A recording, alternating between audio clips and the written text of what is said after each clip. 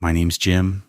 I've been driving trucks for over 20 years, and I'm not the kind of guy who scares easy. I follow the rules, I mind my business, and I don't pull over unless there's a real reason. I don't stop because someone waves, and I don't open my door because someone says my rig looks funny. This happened to me in Texas in 2015, right around dusk, and it's the reason I don't follow anyone off route anymore. Out here, being polite can cost you. That's why I noticed the other semi when it eased up alongside me instead of blowing past. He paced me for a bit, dropped back, then pulled up again. Clearly he wanted to be seen without making it obvious. My CB crackled. "Hey driver, you got a minute? I think your trailer lights are acting weird."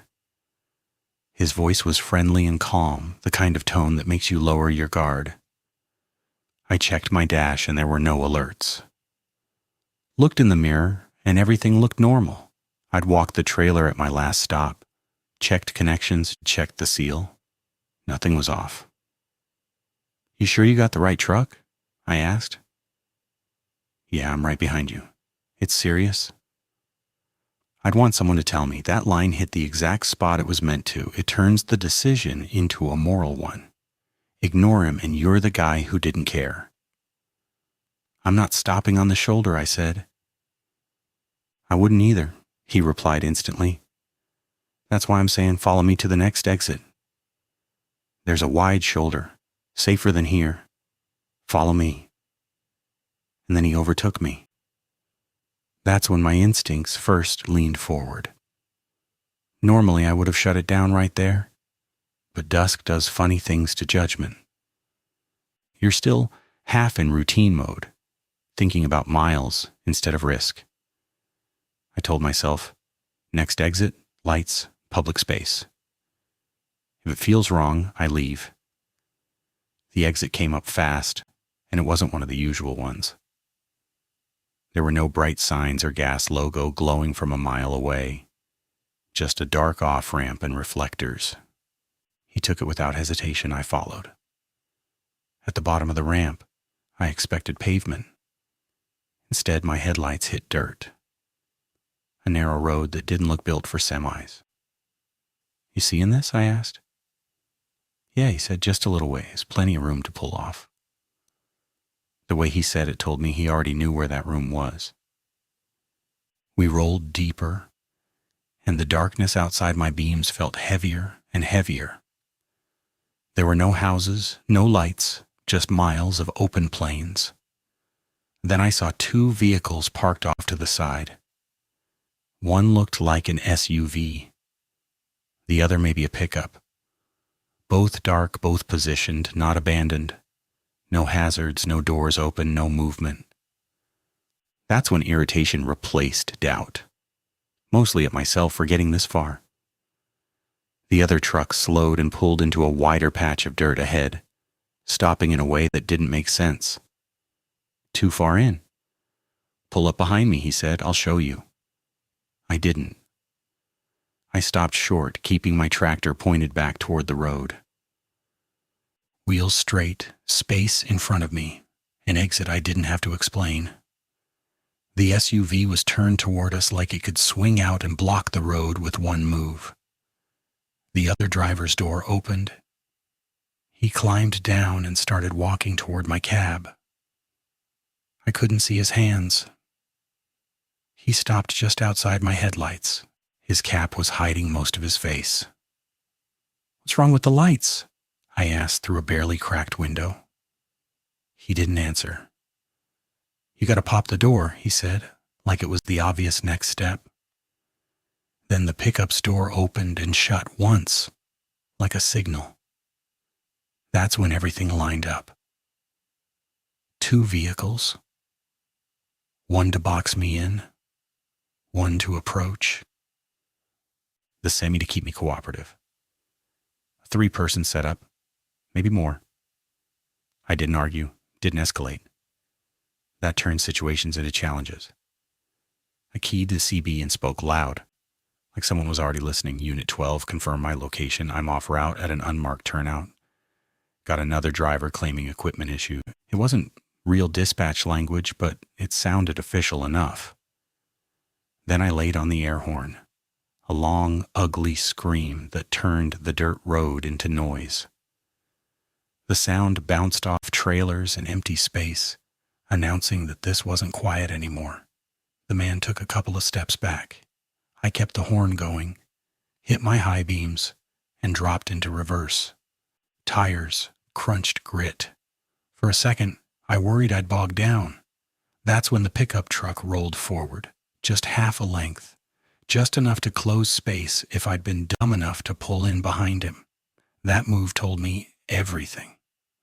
I backed until my trailer straightened, then turned hard toward the ramp, scraping something solid on the way out. As I cleared the turnout, the man slapped my trailer hard enough to echo. Then I was back on pavement, back on the highway, back where rules apply. My hands were shaking. I drove for miles, checking mirrors, waiting for headlights to appear. At the next fuel stop, bright, busy, cameras everywhere, I walked my trailer again. Lights, doors, seal. The seal tag wasn't broken, but it was bent. Twisted like someone had tested it before deciding not to finish the job. I know it was straight when I left my last stop. I always check. So that meant someone was already at my seal while he was talking to me. He didn't notice me. He picked me.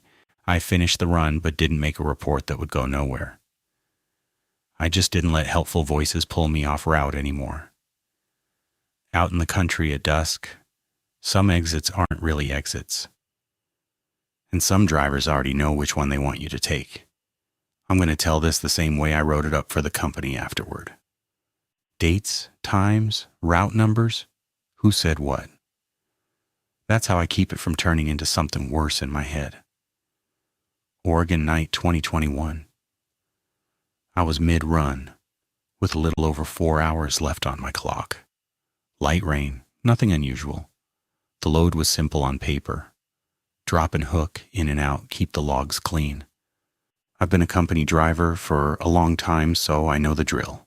You follow instructions, you don't freelance decisions, you don't improvise. I remember the exact moment things went wrong. I was cruising the interstate when my GPS route bent away from the highway. I hadn't touched anything. I looked down and thought, that's not right.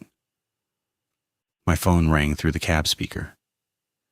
Hey, we need you to reroute for a pickup before your drop, dispatch said. It's a temp yard. No sign, just a gate.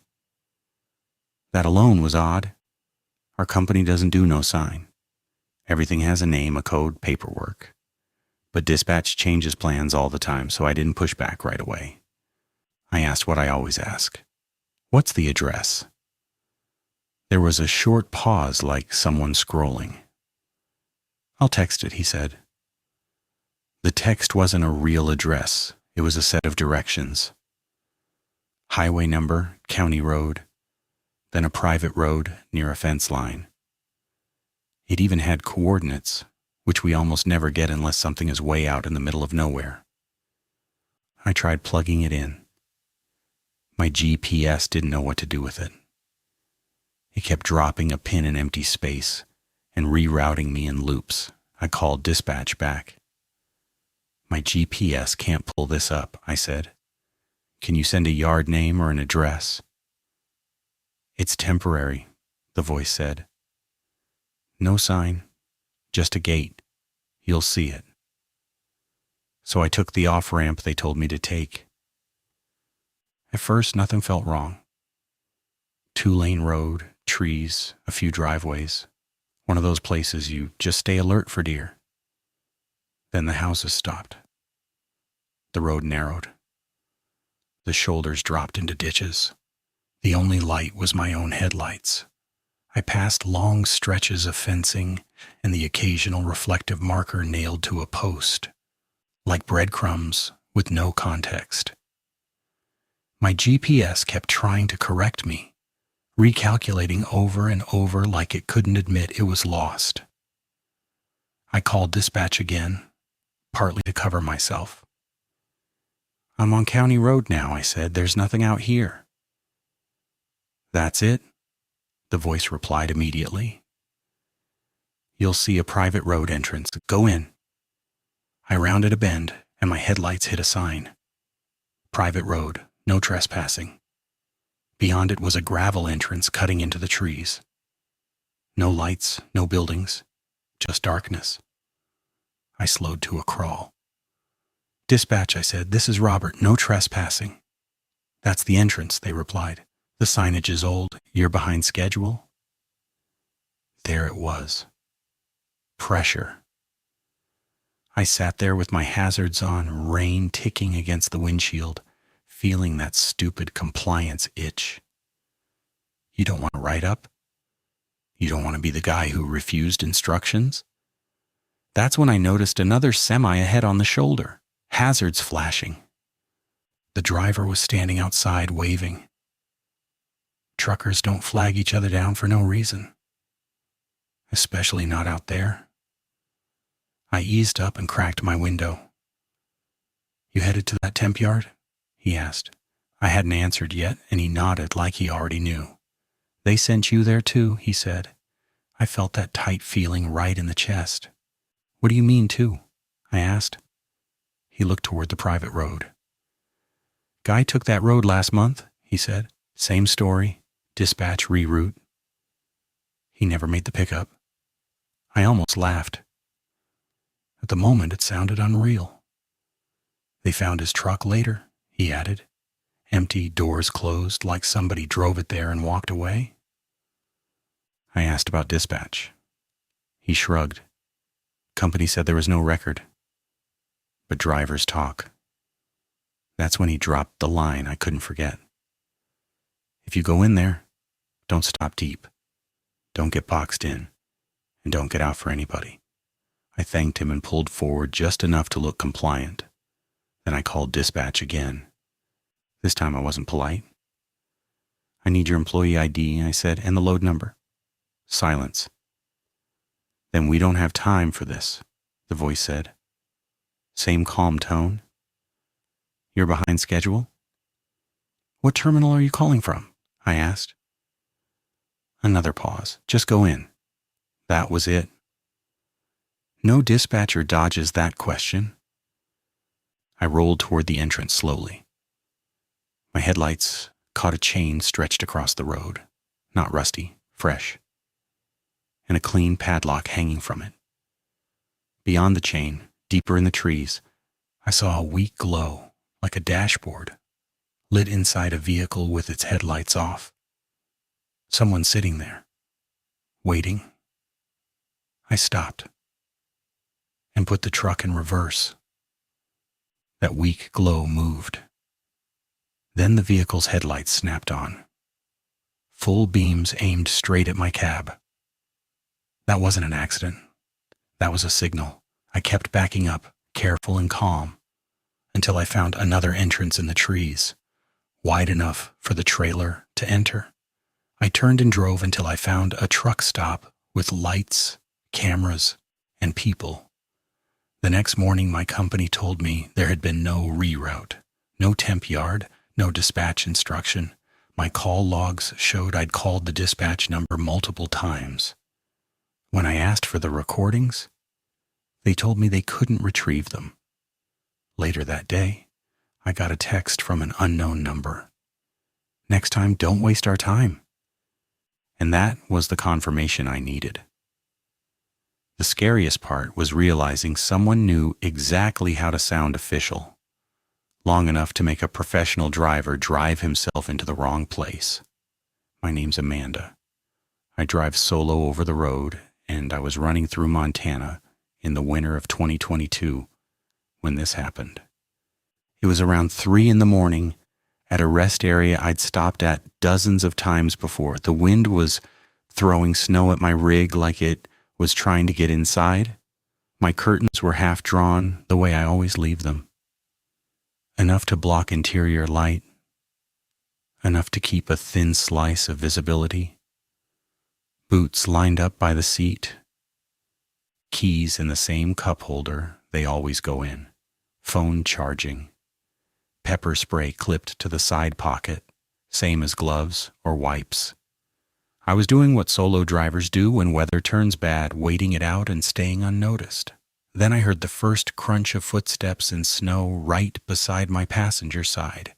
It was close enough that the sound came through the floor, through the frame of the truck.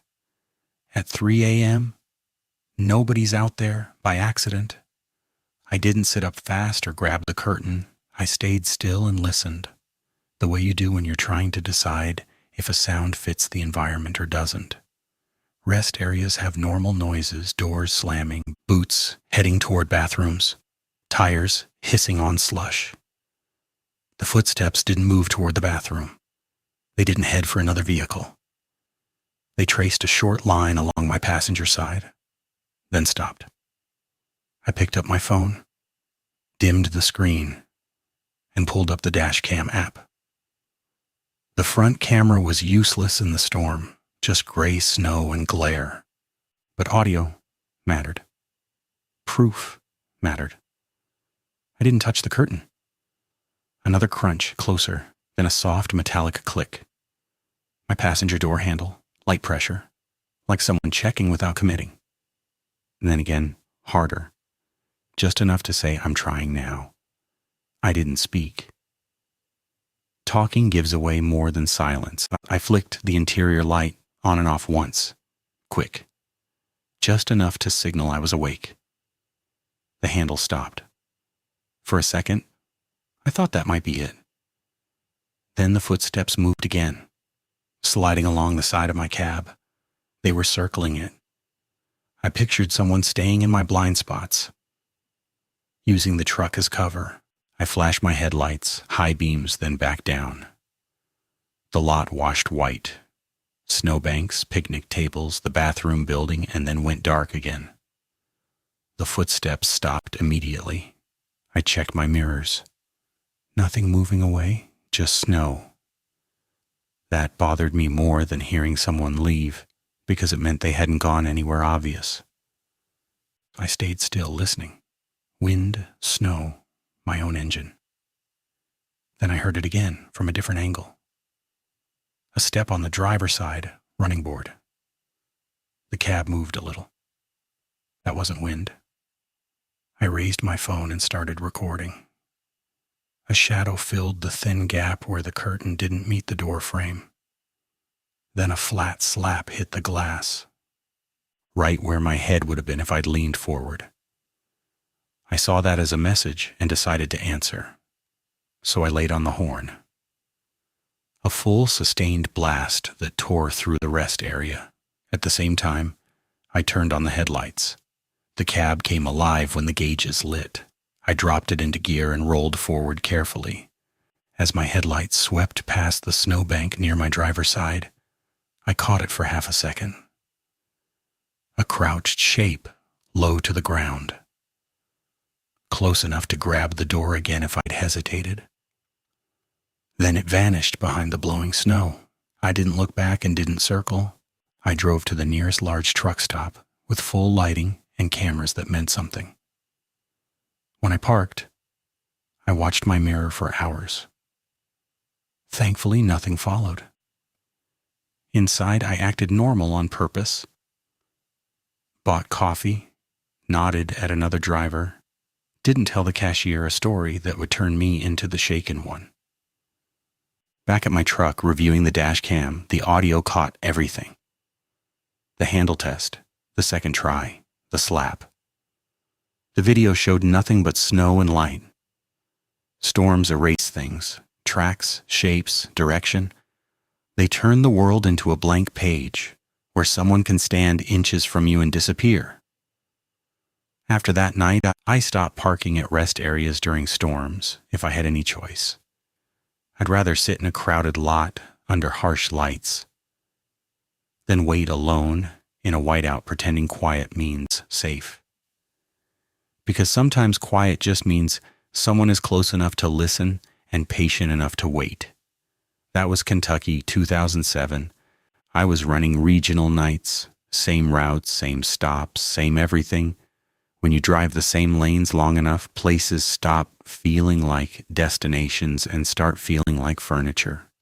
That night, rain was coming down hard. It wasn't a drizzle, real sheets that blur depth and make the road feel smaller. The kind that turns a rest stop into a box with the dark corners pushed in close. I pulled into a remote rest area off a 2-lane stretch. Not a big truck stop, just a low building with vending machines, a few parking spots, and yellowish lights that flickered like they were tired. 3 other rigs were parked wide, engines off, curtains drawn. I was exhausted, but not careless. I'm a locked doors guy. Cab organized, nothing loose. Curtain cracked to see the lot through the mirror. I was finishing my log when movement slid through that narrow slice of view. A woman stepped into the light. At first, I assumed she came from the bathroom building.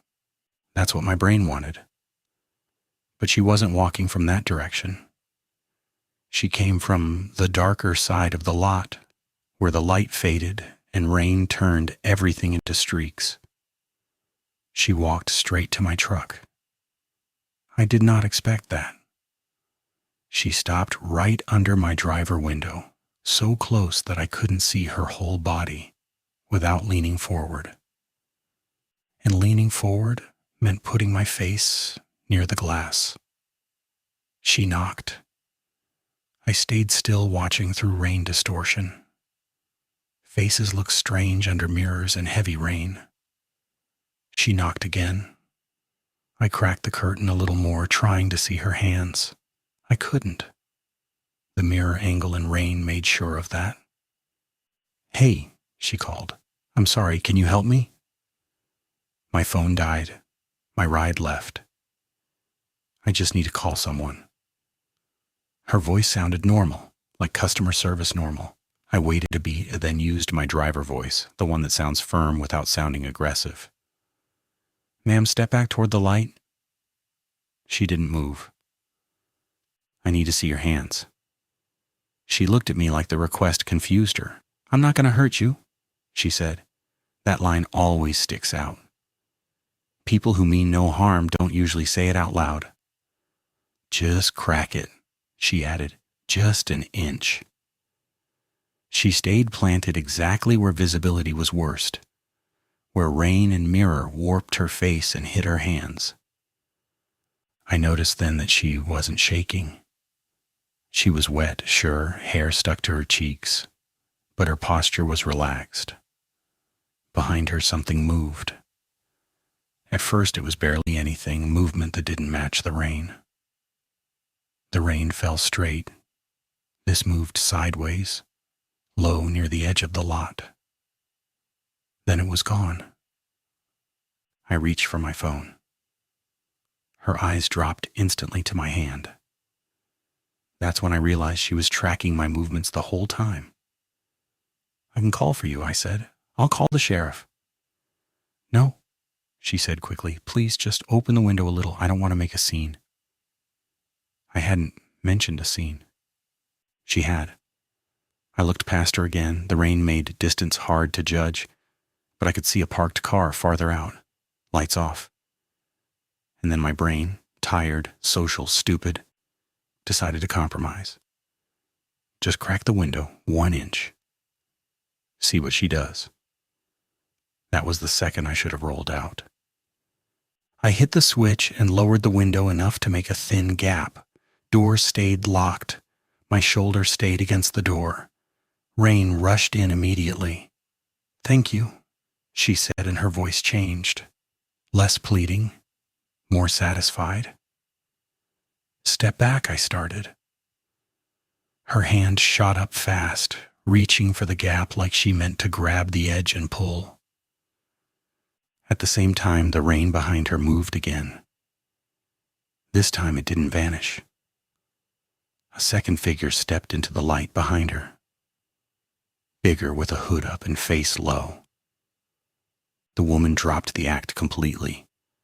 "Just give me what you got." I slammed the window up. It squealed. Her finger smacked the glass and slid off, leaving a wet streak.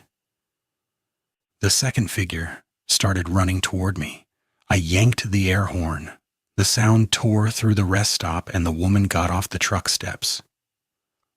I threw the truck into gear and rolled out as fast as I could.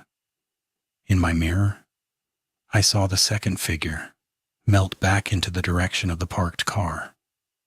The woman stayed under the light, watching me leave like she'd just clocked out. I drove to the nearest big truck stop and did everything I could. I told the clerk, I told other drivers, I reported it. But it was 2007. No dash cam, no plate. Woman in the rain isn't a description. Weeks later, it was already becoming one of those stories people half believe.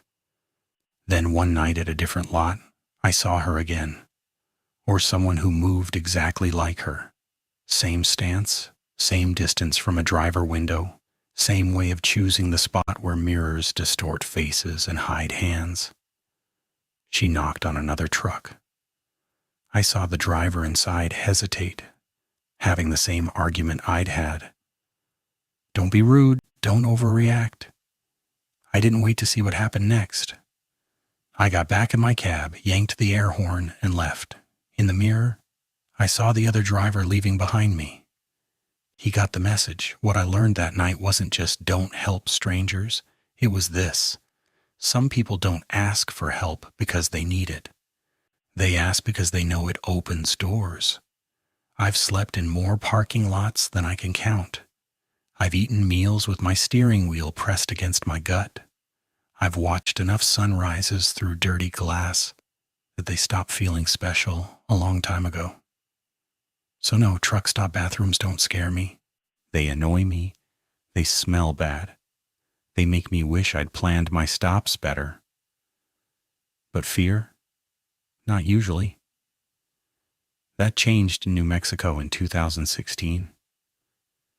It was one of those desert truck stops where the building looks dropped into the middle of nowhere on purpose.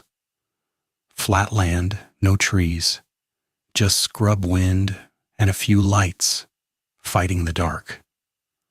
I pulled in late, midnight or later. When you own your truck, time blurs like that. I wasn't exhausted in a dramatic way, just worn down. The kind of tired that makes your movements slower and your voice quieter. I grabbed a coffee that tasted burned and headed for the men's room. Because at my age, that's not optional anymore. The bathroom was exactly what you'd see in the movies. Flickering fluorescent lights, a smell that tried to be bleach and failed. 2 sinks, one usable, a line of stalls with thin metal doors that always feel slightly warped, like they've seen things. I was opening a stall when I heard it, breathing. Not general bathroom noise, not someone washing their hands or clearing their throat. It was slow breathing coming from the last stall at the far end. I stopped and listened. The sound was close, like whoever it was had their face near the door. I looked down the row. The stall door was closed. The latch was turned. Red strip visible. Occupied. I did what people do when they want to keep things normal. I cleared my throat loud enough to announce myself. The breathing continued. I used the nearest stall and got it done fast. When I stepped out, I looked again toward the far stall.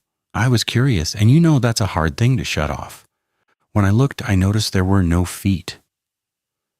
You always see something under a stall door. Boots, sneakers, the edge of a shoe, sometimes even knees. This time there was nothing. The floor was clear, but the breathing was still there. My brain went to work immediately trying to make it harmless. Maybe he's standing on the toilet seat. That idea only comes to you if you've been on the road long enough to know people will do strange things for reasons that don't make sense. I stepped a little closer, not bravely, just enough to be sure. The latch was still locked. I leaned a little, checking the gap again. Nothing. Then the breathing stopped, like it reacted to me stopping. I straightened up and forced a little laugh, the kind you use when you want to pretend you're not bothered. "Everything all right?" I called out, and I didn't get an answer. I backed away toward the sinks and turned on the faucet. The water noise helped. It made the room feel more ordinary. I watched everything through the mirror so I didn't have to turn my back. The stall stayed closed. Then I heard a click, the exact sound of a latch turning. I watched the mirror as the stall door moved slowly. It swung open like someone pushed it with intention. No one stepped out. The inside of the stall looked darker than it should have, like the light didn't quite reach it. And then the breathing started again. That was enough. I didn't check. I didn't call out again. I didn't try to be brave. I shut off the water, wiped my hands on my jeans, and walked out like I belonged somewhere else. I went straight to my truck and locked the doors. That's when the explanations came. Broken latch, bad angle, draft, someone messing around. I almost bought it. Then I thought about the breathing. It didn't sound like someone hiding. It sounded like someone waiting for me to step closer, waiting for me to bend down and look, waiting for curiosity to do what it always does. I moved my truck closer to other rigs and slept there. I never told anyone at the stop. I didn't go back with backup. I didn't stand outside the restroom warning strangers. I just left.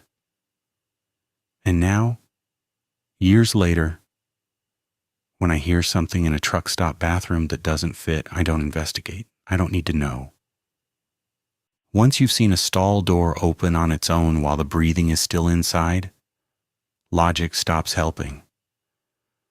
All it does is make you imagine what would have happened if you'd taken one more step. If you are still with me and not currently staring nervously at your own rearview mirror, go ahead and hit that like button and subscribe. It's the only way I'll know you aren't the one standing on a toilet seat waiting for me at the next rest stop.